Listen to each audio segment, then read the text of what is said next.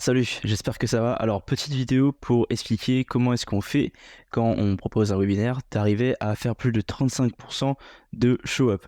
Ça s'adresse à toutes les personnes qui vendent des coachings, des prises de rendez-vous, de la formation en ligne, tout et n'importe quoi à travers des webinaires. Et c'est grâce à un système comme ça qu'on a pu avoir plus de 35% de show-up et atteindre donc des chiffres d'affaires de plus de 100K par mois pour certains de mes clients, et d'autres sont arrivés à faire plus d'1 million, 2, 3, 4 jusqu'à 5 millions de revenus par an grâce à un système comme celui-ci. L'avantage donc des webinaires, c'est un processus d'acquisition qui fait en sorte que vous puissiez pitcher à plein de monde votre offre, votre service ou votre solution en même temps à un groupe de personnes qui va être attentif à ce que vous dites. Donc c'est une stratégie parmi d'autres d'acquisition, et le point qui revient souvent, c'est qu'on n'arrive pas à faire en sorte que beaucoup de personnes viennent au webinaire. 35% de show-up, pourquoi est-ce que c'est un chiffre qui revient souvent? C'est parce que c'est quand même une bonne stat. En moyenne, on parle de 20 à 25% de show-up sur des webinaires, parce qu'il faut se rappeler que les gens ont autre chose à faire et ils oublient qu'ils doivent être présents sur un webinaire à une date précise. Donc ça, je vous montre basiquement en fait les statistiques qu'on a eues sur un de mes clients durant 3 derniers événements qu'on a eu au mois de juin. 38%, 38% et 50% de présents, pour ensuite vendre, enfin faire prendre des rendez-vous aux clients et vendre des packages à 2000, 3000, 5000 dollars, ce qui va donc rembourser en une seule vente le budget pub de la semaine. Alors, ça, les prérequis pour avoir un webinaire qui est intéressant, déjà de 1, c'est de faire un sujet de webinaire qui va être intéressant. Pourquoi c'est important? Parce que les gens doivent être curieux.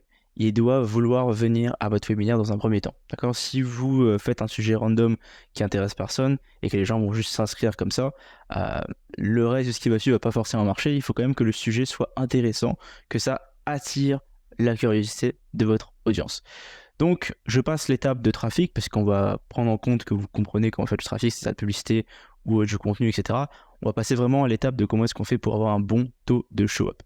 Alors, première chose qu'on fait sur la page d'inscription, c'est que nous, de notre côté, on demande souvent le nom, l'email et le numéro de téléphone à l'opt-in. Donc c'est pour ça que vous voyez souvent des coûts par lead qui sont beaucoup plus élevés, parce qu'on veut absolument le numéro de téléphone pour pouvoir rappeler les gens et envoyer des SMS. Il y en a qui vont le demander par ManyChat ou quoi, mais nous, on va le demander directement sur la page d'inscription pour recueillir le maximum d'informations chez les gens. Et il y a une incitation à ici donner le numéro de téléphone, c'est parce que les gens, du coup, euh, sont intéressés par le sujet. Et donc, plus le sujet est intéressant pour eux, plus ils vont donner leurs informations. Ensuite, sur la page de confirmation, qu'est-ce qu'on va venir faire? On va venir mettre une vidéo de la personne donc, qui fait le webinaire, qui félicite les personnes qui sont venues s'inscrire. Ils leur disent voilà, félicitations pour votre inscription sur notre événement, sur notre webinaire. On va parler de ça, ça, ça, ça, ça, sans forcément décrire ce dont il va parler dans le webinaire, mais pour continuer d'attiser la curiosité par rapport à son événement. Donc, par exemple, si l'événement c'était donc on va parler de comment est-ce qu'on génère jusqu'à 5000 euros par mois de loyer grâce à l'immobilier, bah, il va redire ça. Il va aussi demander aux gens de vérifier leur mail, s'ils ont bien reçu le mail de confirmation et les différentes informations par rapport à un rappel de date ou une heure, si c'est une heure qui est générique, et de bien mettre les mails en non-spam et de bien répondre au téléphone que quelqu'un va les appeler. Donc c'est une petite vidéo juste qui confirme l'événement, qui doit juste faire en sorte que les gens puissent justement avoir cette vision-là après l'inscription pour être avertis de ce qui va se passer après.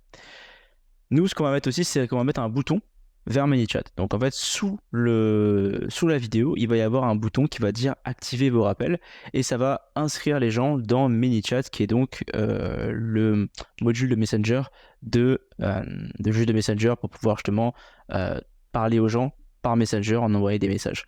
Ce qui est important à faire par contre, c'est que avec ManyChat, ce qu'on a remarqué, c'est qu'il vaut mieux créer une page qui est secondaire, parce que si vous utilisez votre page principale, il y a moyen que ManyChat le ManyChat se fasse ban et que ça bloque la possibilité de pouvoir faire des publicités avec votre page Facebook principale.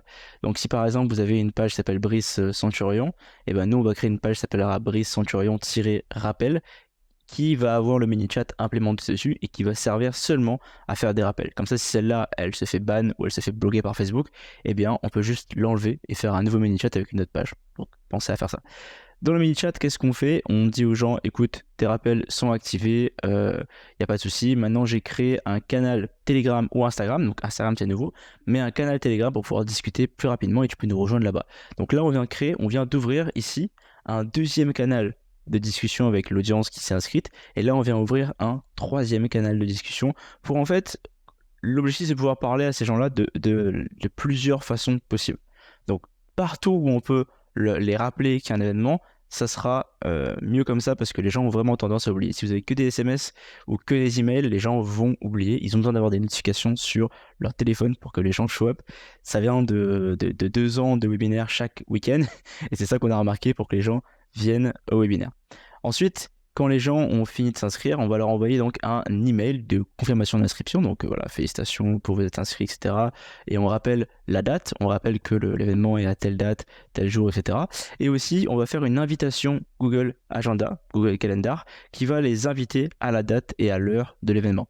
Donc pour ça, ce que moi je fais aussi, c'est que sur l'événement, je rajoute des notifications d'heures et des jours. Donc on va faire un petit rappel qui va leur envoyer, qui va popper en fait sur leur téléphone un rappel à J-2, J-1, H-5 5 heures, H-1 heure et H-5 minutes. Comme ça en fait leur téléphone va leur rappeler constamment qu'ils ont un événement prévu pour une date. Ça peut paraître beaucoup parce qu'on va se dire oui voilà mais ça ils vont les harceler, ils vont pas vouloir venir etc. Mais vraiment les gens oublient qu'il y a un événement. Et c'est avec ces méthodes là qu'on s'est rendu compte que les gens venaient de plus en plus parce qu'ils se rappelaient qu'ils avaient un événement. Ensuite, nous, ce qu'on fait, c'est qu'on envoie toutes les personnes qui se sont inscrites vers le CRM du client ou le Google Sheet. Donc ça, c'est vraiment pour pouvoir avoir la donnée de chaque personne. Donc on a la date de quand il s'est inscrit, son nom, son email et son numéro de téléphone. Et puis on a des colonnes sur le côté qui demandent est-ce que la personne a été contactée par un membre de l'équipe ou pas.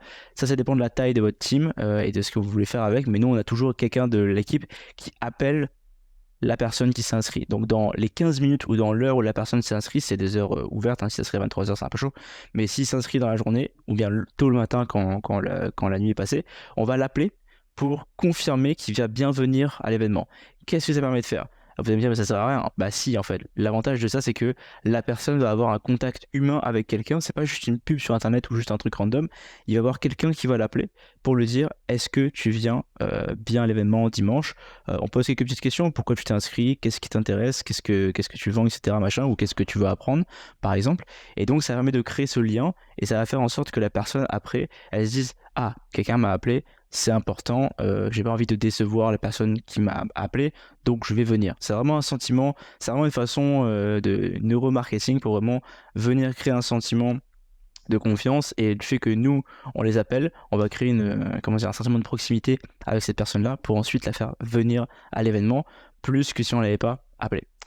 Une fois qu'on a ça, on va donc passer aux séquences de rappel. Ça, c'est assez simple, hein, je vous dirais, c'est pas non plus très compliqué. J'ai divisé en plusieurs phases. Alors, quand on est à J-7 par rapport à la date de l'événement, on envoie toujours un petit mail. Donc, c'est soit un mail de valeur avec une vidéo ou bien un texte de valeur, soit une étude de cas ou des résultats par rapport à ce que vous avez comme webinaire, forcément. Et toujours à la fin du mail, on rappelle la date et l'heure de l'événement, plus on met le lien. Donc, il y en a qui sont sur Zoom, il y en a qui sont sur Webinar Jam, il y en a qui sont sur autre chose. Donc, vous mettez toujours le lien de connexion de la date en question. Pourquoi est-ce qu'on met le lien à J-7 et pourquoi avant l'événement? Parce que des fois, s'il y a des gens où les mails les prochaines fois arrivent en spam, bah, au moins vous savez qu'il y a un des mails dans la séquence qui a le lien de connexion pour éviter que les gens ne puissent pas se connecter et que vous puissiez que les gens aient des excuses pour pas se connecter alors qu'ils ont quand même le mail depuis le début. Pas d'SMS à J-7, ni de ManyChat, on ne veut pas spammer non plus à cette partie-là. Par contre, sur Telegram, comme c'est un canal avec une communauté, là, on va demander à la personne qui fait le webinaire de faire un audio ou une vidéo qui rappelle la date et l'heure de l'événement. Ensuite, J-6, J-5, J-4, J-3, on fait juste envoyer un mail par jour pour rappeler ça. Ça, c'est juste pour créer de la valeur un petit peu, pour garder en fait la persistance rétinienne et la persistance dans leur écosystème, qu'on existe toujours. Et J-2, on va donc mettre encore un mail et on va mettre un ManyChat qui va dire hey, oublie pas, dans 2 jours à telle heure, il y a le live pour X sujet. Et pareil, le Telegram, on va poster une image ou un flyer avec la photo de l'événement ou la photo de la personne qui fait l'événement avec une date et une heure dessus ou juste un message qui dit la date et l'heure. Ensuite, J-1, c'est là que ça s'accélère un petit peu plus. J-1, on va mettre donc l'email avec le rappel de la date et l'urgence du nombre de places. C'est-à-dire qu'on va dire, hey, oublie pas, l'événement c'est demain à 10h ou l'événement c'est demain à 17h. On a seulement 150 places prévues dans l'atelier, donc prépare-toi à venir à temps et te connecter quand tu pourras. On va mettre un SMS pareil qui dit la même chose, rappel de date et urgence du nombre de places, plus le lien de connexion forcément.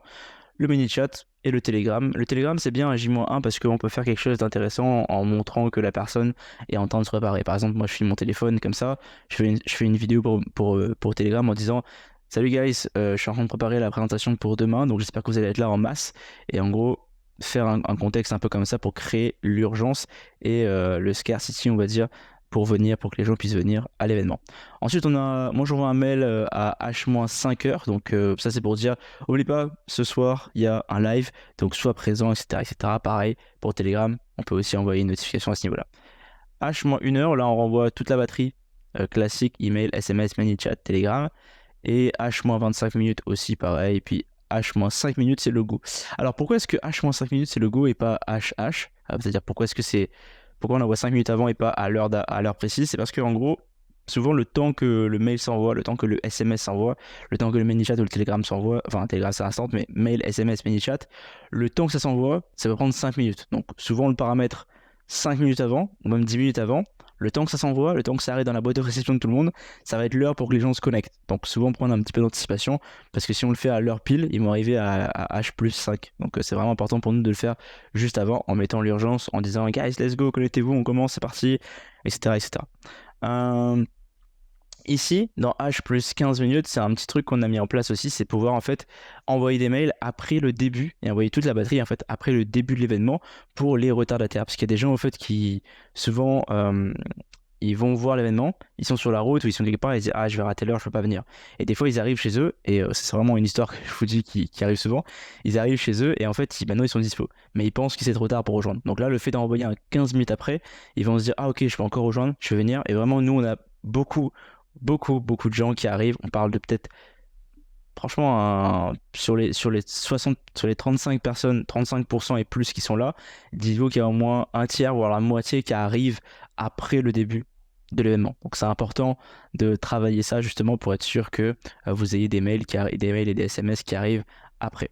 Ensuite, quelque chose qui va être important à comprendre, c'est que pour certaines personnes, pour certains clients, nous on va faire des ads de retargeting, donc on va faire des publicités vers toutes les personnes qui se sont inscrites à l'événement pour rappeler la date et l'heure. Donc en fait, comme ça, en plus des notifications et en plus de tout ce qui se passe sur les réseaux, de tout ce qui se passe sur Telegram, sur ManyChat, etc., on va avoir en fait des publicités de retargeting qui va les rappeler en fait qu'il y a une date et un événement. Comme ça, on atterrit partout sur Google, sur leur Tinder, sur n'importe quoi, pour les rappeler qu'ils ont un événement. Et c'est en fait comme ça, simplement, avec un système qui est multicanal. Donc c'est vraiment on a 4 canaux d'acquisition plus 4 canaux de rappel, plus quelqu'un qui les appelle juste pour confirmer qu'ils viennent, qu'on va atteindre donc le 38% et jusqu'à 50% de présent pour des événements.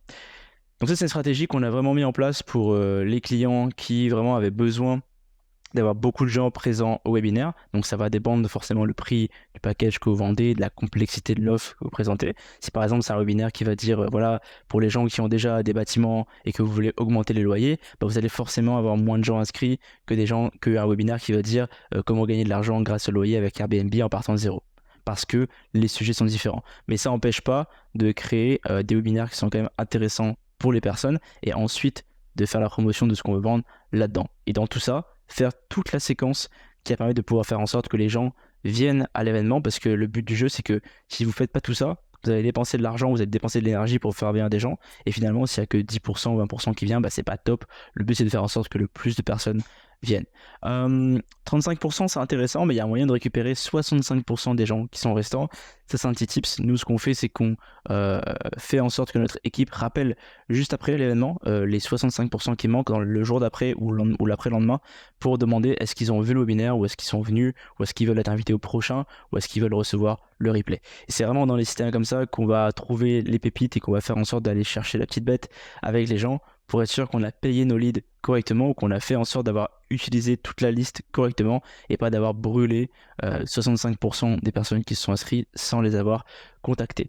Écoutez, ça c'est un système qui fonctionne beaucoup pour les webinaires et qu'on a mis en place chez pas mal de clients. Donc maintenant, si vous voulez savoir comment est-ce que moi et mon équipe on peut implémenter ça dans votre boîte pour pouvoir avancer rapidement et avoir des résultats conséquents rapidement, et comment est-ce que vous allez faire pour pouvoir prendre les décisions basées sur le reporting de ces stats là et comprendre en fait comment est-ce que vous allez pouvoir scaler au-delà de 100K ou au-delà de 2, 3, 4, 5 millions par année, et voire beaucoup plus. Il suffit d'avoir un système comme celui-ci, que vous pouvez lire en fait, et qui va vous dire où est-ce qu'est le problème, et où est-ce qu'il faut le régler. Donc si vous souhaitez avoir un appel où je vous présente comment est-ce qu'on peut déployer ça chez vous en 15 minutes, rapidement pour pouvoir vous en parler, il y a un lien je pense sous la vidéo qui est ici, et ça me fera un plaisir de discuter avec vous. À plus tard.